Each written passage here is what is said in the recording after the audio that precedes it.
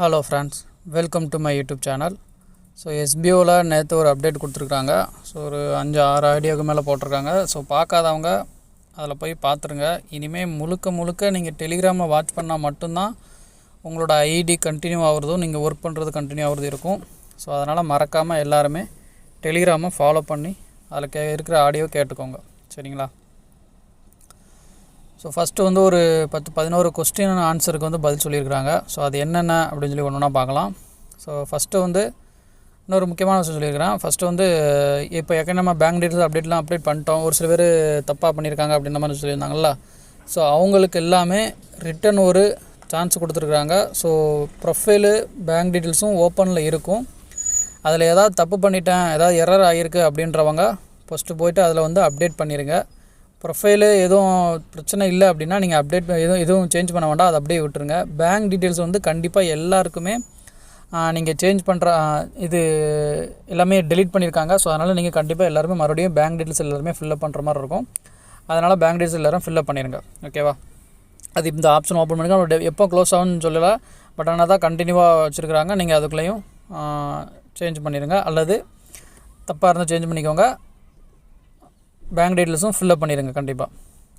So இப்போ வாங்க ஒன்று கேள்விலாம் பார்க்கலாம். ஃபஸ்ட்டு ஒன்று வந்து இப்போ இந்த ப்ரொஃபைலு பேங்க் டீட்டெயில்ஸு அப்டேட் பண்ணாமல் இருக்காங்களா, அவங்கள ஒரு 47,000 பேர்கிட்ட யாருமே அப்டேட் பண்ணாமல் இருந்திருக்காங்க. ஸோ அவங்களோட எல்லாமே பிளாக் ஆகிருக்கு.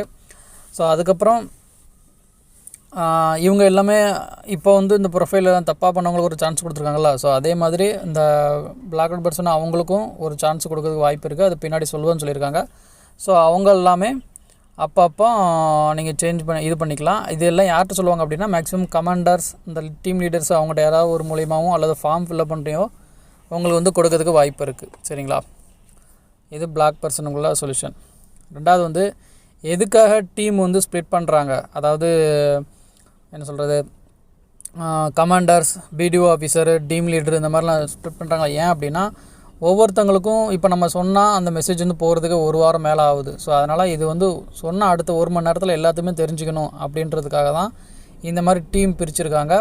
ஸோ இப்போ நான் இருக்கேன் அப்படின்னா எனக்கு கீழே ஒரு 1000 பேர் இருப்பாங்க. நான் இப்போ டீம் லீடர்னா அப்படின்னா எனக்கு கீழே ஒரு 1000 பேர் இருப்பாங்க. அப்புறம் எனக்கு மேலே வந்து ஒரு பிடிஓ ஆஃபீஸர் இருப்பார், அவருக்கு மேலே வந்து ஒரு கமாண்டர் ஆஃபீஸர் இருப்பார். ஸோ இதுதான் ஆர்டர் படி இருக்கும், சரிங்களா? இப்போ கமாண்டர் வந்து டீம் லீடருக்கு வந்து இந்த வந்து பண்ணுங்கள் பிடிஓ ஆஃபீஸர் சொல்லுவார். பிடிஓ ஆஃபீஸர் வந்து டீம் லீடரான எங்கிட்ட எல்லாத்தையுமே சொல்லுவாங்க. ஸோ நான் வந்து மெம்பர்ஸ் எல்லாத்துக்குமே டக்குன்னு 1 மணி நேரத்தில் எல்லாத்துக்குமே ஸ்ப்ளிட் பண்ணி சொல்லணும். ஸோ இதுதான் ஜாப். அதுக்காகத்தான் இந்த மாதிரி டீம் வந்து ஸ்ப்ளிட் பண்ணி வச்சுருக்குறாங்க, சரிங்களா?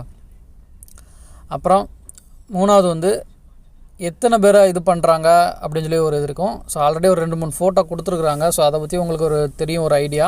அதாவது 13 குரூப்பாக வந்துடும். அதாவது கமாண்டருக்கு 17 குரூப் வரும். கமாண்டர்ஸ் இருக்காங்கல்ல, அவங்களுக்கு எல்லாத்துக்குமே தனித்தனியாக குரூப் வச்சு 17 பேர் கமாண்டர் இருப்பான். அந்த கமாண்டர் கீழே பிடிஓ ஆஃபீஸரு, பிடிஓ ஆஃபீஸு கீழே டீம் லீடர், இந்த மாதிரி இருப்பாங்க, சரிங்களா? இதுதான் மொத்தம் இது.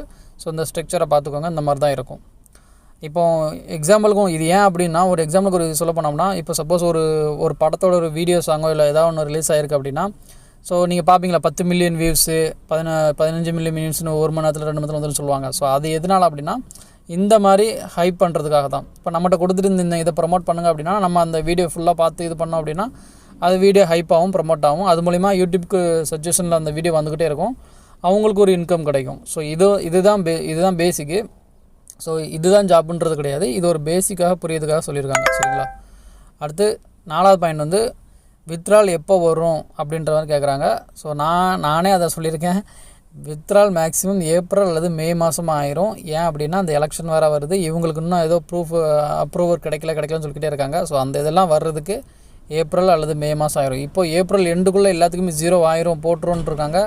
பட் ஆனால் எனக்கு தெரிஞ்சு அதுக்கு வாய்ப்பு இல்லை, மே மாதம் ஆயிரும், சரிங்களா? அடுத்து யாரெல்லாம் பெர்மனன்ட் ஸ்டாஃபாக வரலாம் அப்படின்ற மாதிரி கேட்குறாங்க. பெர்மனன்ட் ஸ்டாஃப் அப்படிங்கிறது வந்து ஒரு கம்பெனியில் நம்ம ஜாயின்ட் ஆகி ஃபுல் டைம் பார்க்குற மாதிரி. ஸோ அந்த இது வந்து கமாண்டர்ஸு, பிடிஓ ஆஃபீஸரு, டீம் லீடர்ஸ் இவங்க மட்டும்தான் ஒர்க் பண்ணுவாங்க. ஆனால் டீம் லீடர்ஸ் மட்டும் ஒர்க் ஃப்ரம் ஹோம், ஆனால் எல்லாருமே ஒர்க் ஃப்ரம் ஹோம்லேருந்து ஒர்க் பண்ணுற மாதிரி இருக்கும். இவங்க எல்லாத்துக்குமே என்னென்னா இந்த கம்பெனியில் வேலை பார்த்தா எப்படி கிடைக்கும், இந்த போனஸு, இஎஃப்ஐ, இஎஸ்ஐ அந்த மாதிரி பிடிப்பாங்கள்ல. ஸோ அந்த மாதிரி இது பிடிச்சி கரெக்டான இதாக கம்பெனி ஸ்டாஃபாக மாதிரி ஐடி கார்டு எல்லாமே கொடுத்து இது பண்ணுவாங்க. அது அவங்களுக்கு மட்டும். சரிங்களா. அப்புறம் 6வது பாயிண்ட் வந்து வருஷம் 2000 எக்ஸ்ட்ராவும் சொல்லியிருக்காங்களா நம்மளுக்கெல்லாம். ஸோ அப்போனா பிடிஓ ஆஃபீஸருக்கு கமாண்டர்ஸுக்கு அவங்களுக்கும் எக்ஸ்ட்ரா ஆகுமா அப்படின்னு சொல்லி கேட்குறாங்க.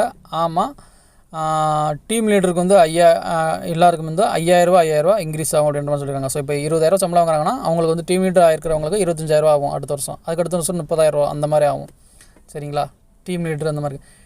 சரி, டீம் லீடர் பிடிஓ ஆஃபீஸர் இப்போ அதிக சம்பளம் பார்ப்போம், நம்மளால் அதில் இது பண்ணலாம் அப்படின்னா அதுக்கு ஒரு ஃபார்ம் கொடுக்குன்னு சொல்லியிருக்காங்க. அந்த ஃபார்மை வந்து நம்ம அப்ளை பண்ணால் நமக்கு அது கிடைக்கும். பட் ஆனால் அதுக்கு சில டேர்ம்ஸ் அண்ட் கண்டிஷன் இருக்கும். நம்ம அந்த இதுக்குள்ளே ஃபிட் ஆனால் நம்ம செலெக்ஷன் ஆகலாம், இல்லைன்னா நம்ம பண்ண முடியாது. சரிங்களா. அது டீம் லீடராக சும்மா டீம் லீடர் இருந்துக்கலாம் கிடையாது. அந்த 1000 பேரையும் வச்சு மேய்க்கணும். சரிங்களா. ஒருத்தர் தப்பு பண்ணால் ஒருத்தர் பண்ணலாட்டாலும் நீங்கள் தான் அதுக்கு பொறுப்பாகணும். ஸோ அந்த 20,000 வந்து சும்மா கிடச்சிடாது. ஸோ அந்த ஒரு இது இருக்குது, பார்த்துக்கோங்க. அப்புறம் ரீஃபண்ட் வேணும் அப்படின்னுங்களாம் எப்போ கிடைக்கும் அப்படின்னா அது ஏப்ரல் 1st வீக்லேயே எல்லாத்துக்கும் ரீஃபண்ட் கேட்டவங்களுக்கு வந்து கொடுத்துருவோம் அப்படின்னு சொல்லியிருக்காங்க. பட் எனக்கு தெரிஞ்சு அது வாய்ப்பு இல்லை ராஜா. அதனால் எப்படியும் சேம் நம்ம எல்லாத்துக்கும் ஒன்றா கொடுக்கும்போது தான் கொடுப்பாங்க. மேக்ஸிமம் ஒரு வாரத்துக்கு முன்னாடி வேணால் அவங்களுக்கு கிடைக்கிறது வாய்ப்பு இருக்குது. ஸோ இது ரீஃபண்டுக்கான இது. அப்புறம் 8வது வந்து டெலிகிராம் ஆடியோவை இனிமேல் எல்லாருமே கண்டிப்பாக நோட்டீஸ் போர்டை ஃபாலோ பண்ணியே ஆகணும். ஏன்னா இப்போ அதுக்குன்னே செப்பரேட்டாக ஒரு 5 பேர் அப்பாயின்மெண்ட் பண்ணி கால் பண்ணி ஏற்கனவே 1-2 பேர்த்துக்கு வந்திருக்குன்னு நினைக்கிறேன் இதுக்கு முன்னாடி. ஸோ அதே மாதிரி ரேண்டமாக கால் பண்ணி கேட்பாங்க, இதுக்கு முன்னாடி என்ன ஆடியோ வந்துச்சு கேட்டிங்களா, அதை பற்றி என்னன்னு சொல்லி கேட்பாங்க. அது சொல்லாதவங்களுக்கு கண்டிப்பாக 30 நாள் வந்து ஐடி பிளாக்ல ஆயிரும், ஒர்க் பண்ண முடியாதுன்னு சொல்லியிருக்காங்க. ஸோ 30 நாள் வருமானம் போச்சு. ஸோ அதனால் இனிமேல் எல்லாருமே டெலிகிராம் ஆடியோ பார்க்க வைங்க. ஓகேவா. அப்புறம் 9வது பாயிண்ட் வந்து சரி அப்போ நியூ ஜாயின் எப்போ ஜாயின் பண்ணலாம், எப்போ இது பண்ணலாம் அப்படின்னு சொல்லி கேட்குறாங்க. ஸோ அதுக்கு என்ன பதில்னா இன்னும் நமக்கே இன்னும் ஒரு தெளிவும் இல்லை. ஸோ அவங்க என்ன சொல்கிறாங்கன்னா இப்போ அதெல்லாம் எங்களுக்கு இம்பார்ட்டன்ட் கிடையாது, அதனால் நாங்கள் இதெல்லாம் முடிச்சுட்டு அதுக்கப்புறம் தான் நாங்கள் இது பண்ணோம் அப்படின்ட்டு இருக்காங்க. ஸோ என்ன பார்த்தோன்னா அதே தான், நமக்கே இன்னும் வித்ட்ரால் ஆப்ஷன்னு இந்த இது எல்லாமே கண்டிஷனாக இந்த பிரச்சனைலாம் போய்கிட்டு இருக்குது. இதுக்கு முன்னாடி நம்ம புதுசாக ஒருத்தங்களை இது பண்ணி அது வேஸ்ட்டு தான். அதனால் முதல்ல நமக்கு வரட்டும், அதுக்கப்புறம் நம்ம நியூ ஜாயினிங்கை பற்றி பேசலாம். ஓகேவா. அடுத்து சில்வரு கோல்டுக்கெலாம் டிஃப்ரெண்ட் இருக்குமா அப்படின்னா ஆமாம், கண்டிப்பாக இருக்கும். ஏன்னா போன தடவையே நம்ம ஒர்க் பண்ணுறப்பவே சில்வருக்கு 20% டேக்ஸ் பிடிச்சாங்க, அட்மின் சார்ஜ் பிடிச்சாங்க. கோல்டு டைமண்டுக்குலாம் அட்மின் சார்ஜ் கிடையாது. ஏன் அப்படின்னா நம்ம வந்து கம்பெனி ப்ரமோட் பண்ணியிருக்கோம், அதனால் அந்த கோல்டு டைமண்டுக்கு வந்து இது கிடையாது அப்படின்ற மாதிரி சொல்லியிருந்தாங்க. ஸோ இந்த தடவை அதே மாதிரி தான் இருக்கும். பட் ஆனால் இன்னொரு விஷயம் என்னென்னு சொல்லியிருந்தாங்க போன ஆடியோவிலே, நீங்கள் வந்து ஒரு 6 மாதத்துக்கு அந்த டிஃப்ரெண்ட் இருக்கும். அப்புறம் 6 மாதத்துக்கு அப்புறம் எல்லாத்துக்கும் ஒரே மாதிரி தான் 10,000 சம்பளம் கிடைக்கும். பட் ஆனால் அதனால் ஒர்க்கில் வந்து கொஞ்சம் டிஃப்ரென்ஸ் இருக்குன்ற மாதிரி தான் சொல்லியிருக்காங்க. மற்றபடி சேலரியில் டிஃப்ரெண்ட் இருக்காதுன்னு தான் சொல்லியிருக்காங்க. ஸோ அதனால் அது அந்த 6 மாதத்துக்கு அப்புறம் தான் அந்த இது தெரியும். சரிங்களா. அதுக்கப்புறம் டிடிஎஸ் கட்டுறதுனால ஏதாவது ஸ்கீமில் நமக்கு எதுவும் ப்ராப்ளம் வருமா அப்படின்னு சொல்லி கேட்டிருக்காங்க. ஸோ அந்த இது எந்த ஒரு பிரச்சனையும் வராது அப்படின்னு சொல்லிட்டாங்க. ஸோ அதனால் அதாவது சில பேர்த்துக்கு மந்த்லி ஸ்கீமில் ஏதாவது 1000 ரூபா 2000 அந்த மாதிரி அமௌண்ட் வரும்ல. ஸோ அந்த இது எந்த பிரச்சனையும் வராதுன்னு சொல்லிட்டாங்க. ஸோ அதனால் பிரச்சனை இல்லை, நீங்கள் வந்து கண்டினியூஸாக பண்ணலாம். உங்களுக்கு வந்து டிடிஎஸ் அந்த ப்ராப்ளம் வர்றது நீங்கள் டேக்ஸ் கட்டுற மாதிரி வந்தால் மட்டும்தான் உங்களுக்கு அந்த பிரச்சனை வரும்.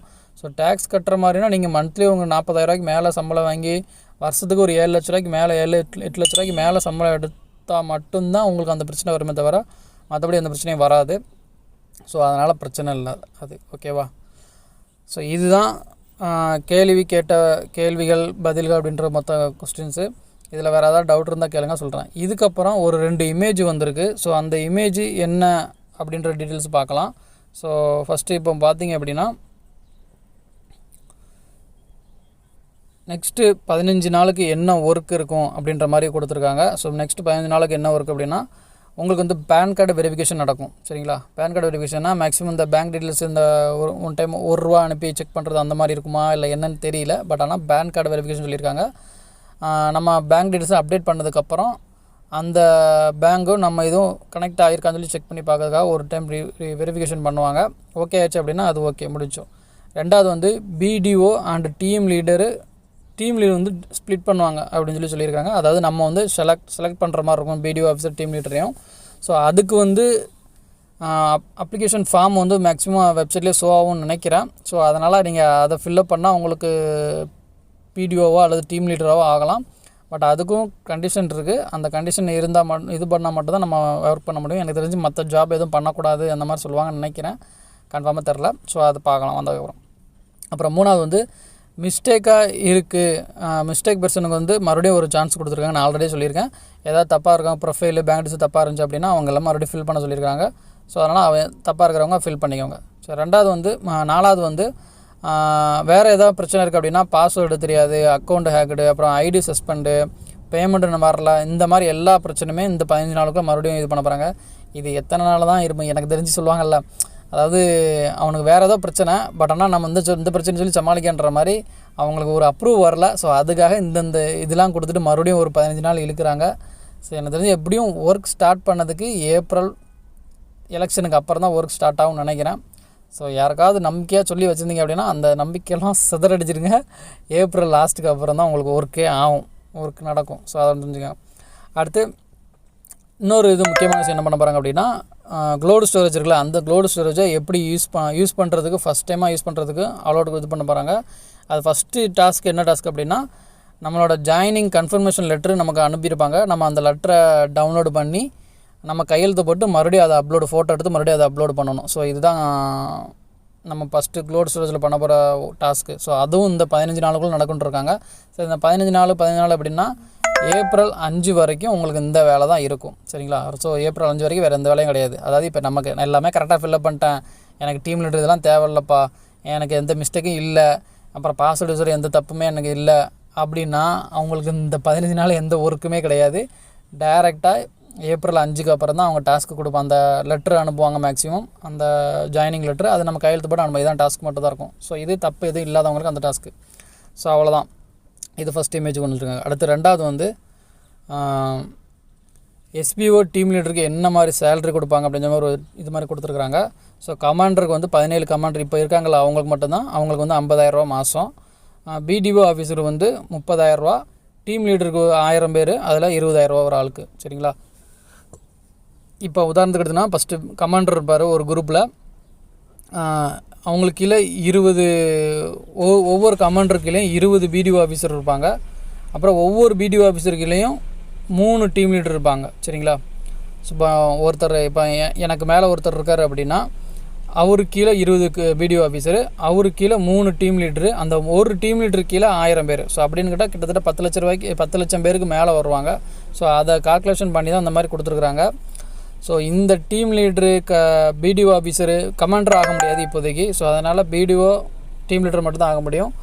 அவங்க வந்து ஃபார்ம் கொடுப்பாங்க. அந்த ஃபார்மை ஃபில்லப் பண்ணோம் அப்படின்னா நம்ம அந்த டெர்ம்ஸ் அண்ட் கண்டிஷனுக்கு உள்ளே இருந்தோம் அப்படின்னா நம்ம இதில் செலக்ட் பண்ணிக்கலாம். சரிங்களா?